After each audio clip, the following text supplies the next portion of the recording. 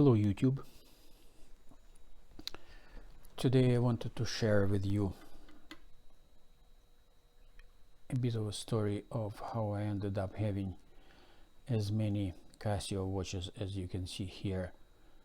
5 of them in this box, and the other one is on my wrist. How I ended up acquiring them, and a bit of a story of one person owning so many Casio watches. Today we are talking about Casio in particular. Now, starting with this particular watch over here, this gold-plated little Casio here, it was presented to me by my in-laws, and I wasn't the one purchasing it, but to tell you the truth, I ended up wearing that quite a bit as a dress piece. As you can see, it's very, very thin, about 7 millimeters thick. It's minimalist type of design of a watch, and I was wearing that for a long time. I can't even remember how long ago that was when they presented it to me. So that was interesting. I wasn't collecting watches at the time or anything. It was just a nice gesture on their part, and I enjoyed it quite a bit, and still do enjoy it. I do wear it quite often on a dressy occasions or something. But the whole story of this collection of Casio watches started with this particular piece here. I even remember when I purchased this. I purchased this back in 1997. At that time,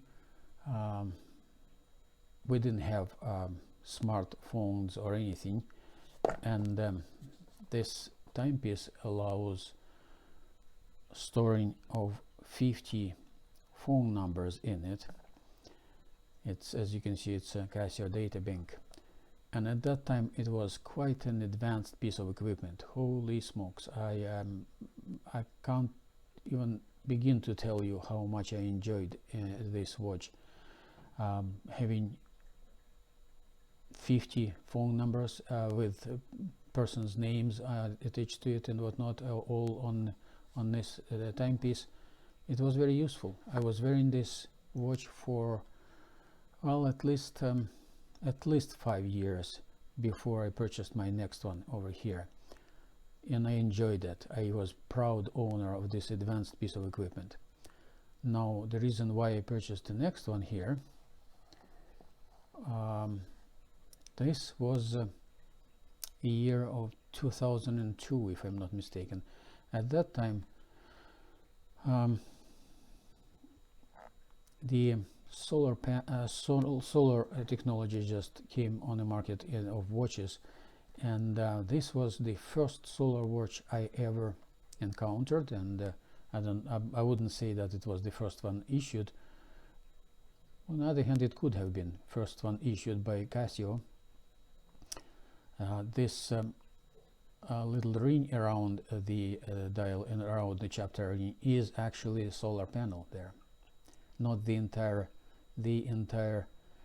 dial as it is on my contemporary Casio here, but in 2002 it was a very advanced piece of equipment, and I enjoyed it. I was wearing that every single day.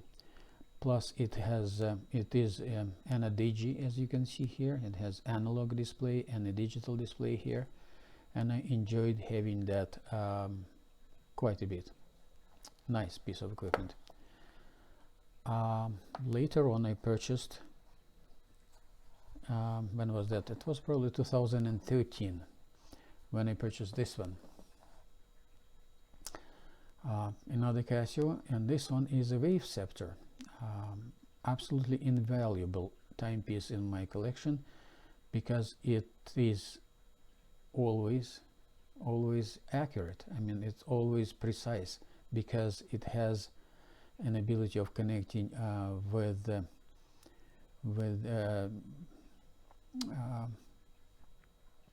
with an atomic clock. Every night it connects with it and corrects itself, and so basically it's a very, very precise watch that shows an exact time there that you can see on your smartphone nowadays. But yeah, when I pull out any of my mechanical watches in the morning and I need to set it up, this is the timepiece with which I ended up setting the watch in the morning when I want to wear any of my mechanical timepieces. This one was just a kind of a purchase on a whim. Quite an old model of Casio watch, but what I enjoyed, the reason why I wanted it in my collection and I wanted to enjoy it, was that it has a different type of dual time display. One is over here, is the usual one, as you can see the time and the day and date, but it also has this analog type liquid crystal display over here. 707 here shows here, and 707 is shown over here. When you click on world time here, as you can see, it right now it shows 1607 in a different part of the world, and by the way, over here on this display it shows the world map and where that time zone is, but the analog display here still continues to show my home time. It's including seconds, as you can see there, including seconds. I'll bring it closer and you will see that. Yeah, as I said, it's quite an old model, but I purchased it just last year, just because I enjoy the way it is designed and enjoyed looking at it, and I wear it from time to time. I like it big time. And of course, the one I have on my wrist right now is my Pride and Joy that I purchased on Christmas of 2019. And this one is an amazing, absolutely amazing watch. G-Shock, G-Steel with an digi display and with an ability of connecting via Bluetooth with my smartphone, which makes it very precise as well. There you go. So as you can see, quite a number of watches. None of them were purchased. Well, I shouldn't say none of them. This one probably was purchased just by me as a collector or something. I was wearing them for many years, like this one, for example, analog one, dressy piece. In fact, it was presented so long ago, and I replaced the battery in it only once. Can you imagine that? So is this one. Databink was wearing that for at least 5 years before I purchased the solar one, and then this radio controlled watch for the purpose of also both wearing it whenever I feel like it, and also setting up my mechanical watches with. And this is a whimsical purchase over here of the world time watch here with the dual display here. Not quite the dual as it is on Anadigi or here, but in this case both of those digital display and analog display are made up in this interesting fashion here. Why was it even, I'm just thinking, why was it even possible for the person with who is on a strict budget like myself to own so many watches of those, besides the point the recent realization of mine as a collector, like I enjoy having them as a collector and whatnot, but when I purchased all of these watches except for the last two over here, actually last three of these, I wasn't even considering myself a collector or anything. I was wearing them for a number of years and I enjoyed that. And the reason why is because very simple is because Casio makes them very affordable. They're all very cheap pieces of equipment here.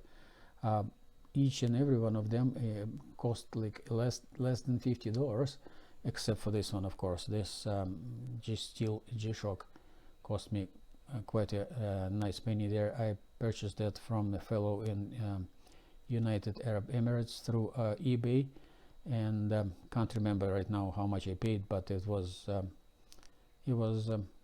much more expensive than any of those, about $300 or something.